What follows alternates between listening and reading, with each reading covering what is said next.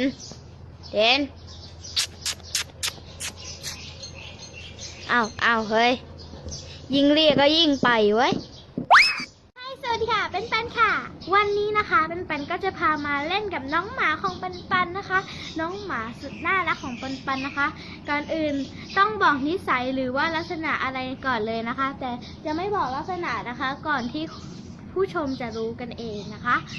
เดี๋ยวเรามาบอกนิสัยกันเลยนะคะขี้อ้อนขี้เล่นแล้วก็ซุกซนมากๆเลยนะคะยังบ้าคลั่งอีกด้วยแล้วก็อะไรวะแล้วก็เดือนเกิดนะคะเราก็ไม่รู้นะคะเดือนเกิดกับวันเกิดว่าเป็นวันที่เท่าไหร่นะคะเราก็เลยให้เป็นวันเกิดของเราเลยนะคะก็ต้องขออภัยด้วยมีคนเดิน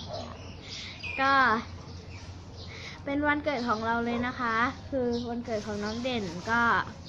ให้เป็นวันตรงกับเราเลยเนาะวันเกิดเพราะว่าเราไม่รู้วันเกิดของเขาฉลองด้วยกันอย่างนั้นแหละโอเคนะคะก็ฉีดวัคซีนเรียบร้อยนะแต่ยังไม่ทำหมันนะเพราะตอนนี้ยังไม่ขึ้นสู่วัยรุ่นหรือว่าขึ้นสู่หมาที่พอที่จะโตแล้วนะคะ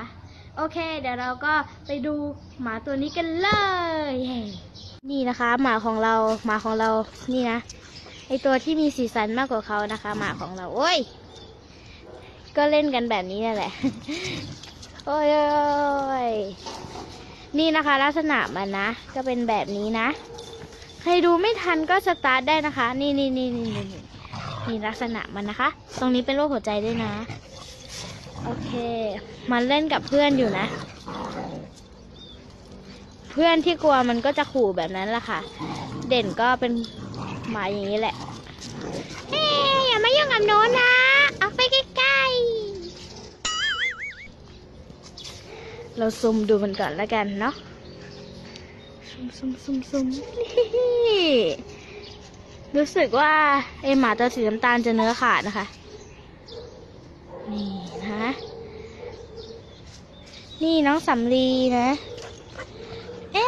พี่สำลีจะไปไหน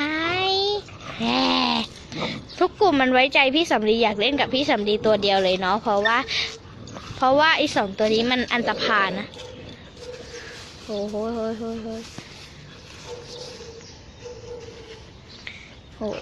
ซ่อนแหมกินหญ้าด้วยมึนสุดๆนะคะนี่กลุ่มของมันนะคะกลุ่มที่มันเล่นตลอดเวลานะไอ้2ตัวนี้น่าจะติดสัตว์กันแล้วเนาะเพราะว่าตัวหนึ่งตัวเมียตัวหนึ่งตัวผู้นะคะ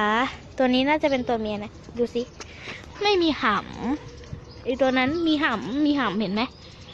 บ้าเหรอซุมดูหำหมานี่นะคะน้องเด่นโอเคก็จบคลิปไปเพียงแค่นี้เนาะก็สั้นนิดหน่อยก็ขอตัวลาไปก่อนบ๊ายบายจุ๊บ